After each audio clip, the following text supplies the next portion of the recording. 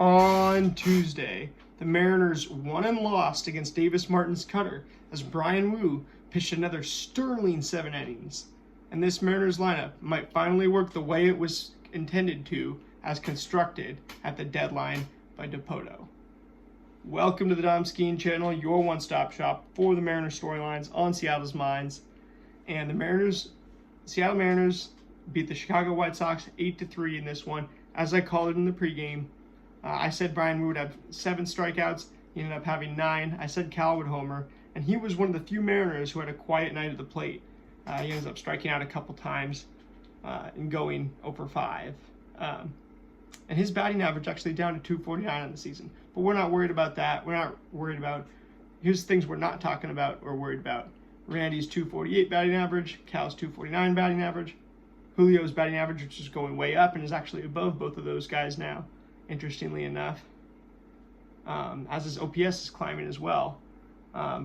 Things we will talk about, Josh Naylor's 287 batting average, because Josh Naylor, I think, is supremely underrated as an MLB player. I'm just convinced that his defense, offense, and base running package, as was on display tonight, is way better than any of us realized.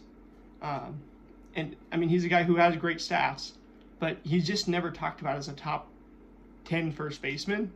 I mean, he's always talked about in the back half of that top 10. But he could threaten those guys like Pete Alonso, Freddie Freeman, and those guys for the top half of the top, to be a top 5 first baseman in baseball someday. As those guys get older and he gets into his prime. I mean, Josh Naylor is a joy to watch tonight.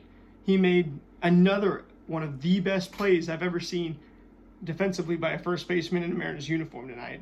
I mean, in Sunday's game, he has the web gem, jumps up, saves an awful throw, and comes down and tags the base in a way that just no other Mariners first baseman that we've tried, especially this year, would be able to replicate.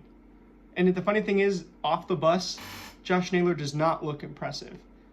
Looks just kind of like a big, beefy, guy, not the type of guy who you'd expect would be incredibly athletic.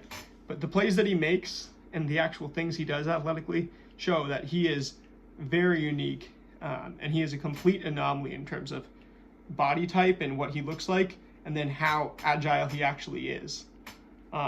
His homer tonight, I mean, it just looked like he hit it perfectly, line drive type of natural power that's going to play in Safeco Field. I think this guy fits Seattle in a way that a lot of hitters don't necessarily.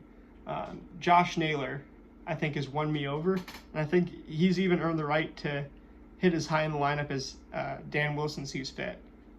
If it's 4, I mean, I was thinking in the 5 spot, but now I get you're just crunching everybody into the top of the order so that you can get Josh Naylor more at bats, so that you can get Cal Raleigh more at bats at 2, so you can get Julio in there at 3, who's swinging an incredibly hot bat. He goes 2-for-5 with a run. Josh Naylor goes 2-for-3, 3 runs scored, a homer, 2 RBIs, a walk as well.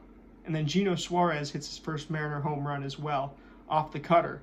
And we lived and died by Davis Martin's cutter tonight. No way around that. He goes 5 innings, gives up 5 earned runs on 7 hits, has 5 strikeouts, 2 walks, then gives up 2 homers on 93 pitches, gets hard hit 9 times.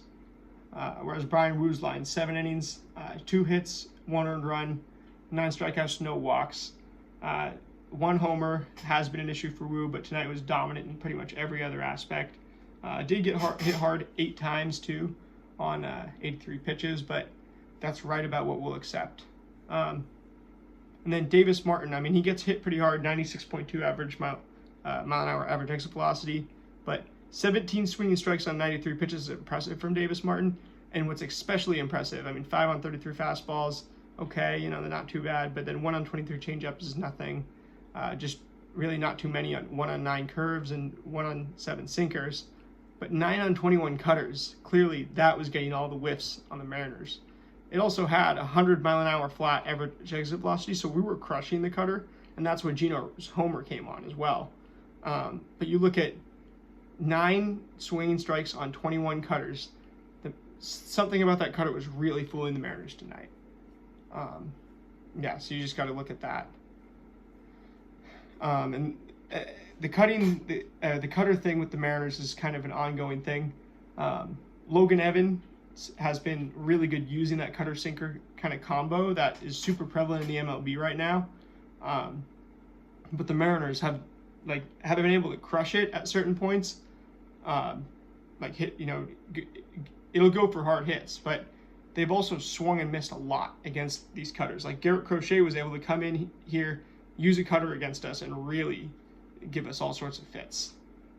So yeah, might have to look back at some of these other pitchers that have had insane starts against us with these cutters if it keeps happening.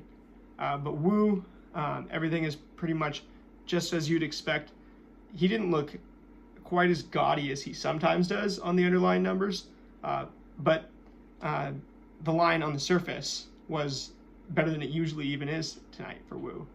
9 strikeouts, 7 innings, no walks, stuff like that. So 13 swinging strikes on 83 pitches for Woo.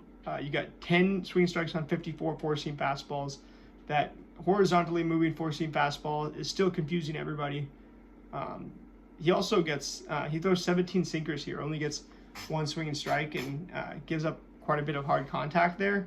But interesting to see that he's throwing it a lot. Then only needs to throw 6 sliders, 3 sweepers, 3 changeups, and that's all the breaking balls he needs. Other than that, it was a four-seam sinker combo, which only Bryan Woo and his four-seamer can do. Other than that, Josh Naylor. So Josh Naylor hits a beautiful line drive home run that looks like it's the type of power that'll play in Seattle for years to come, if we, of course, were able to re-sign him. He also has one of the best plays at first base we've seen in a Mariners uniform defensively for the second straight game. He also had him and Suarez pulled off a double steal together because of their high baseball IQ. So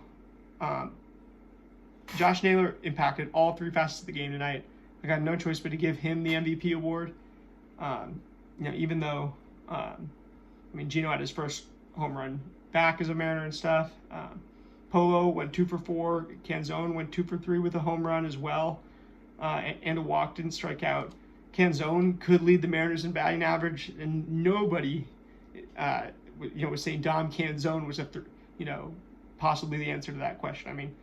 Nobody was saying Josh Naylor because he wasn't a Mariner yet, but even fewer people were saying Dom Canzone could lead the Mariners in batting average in 2025.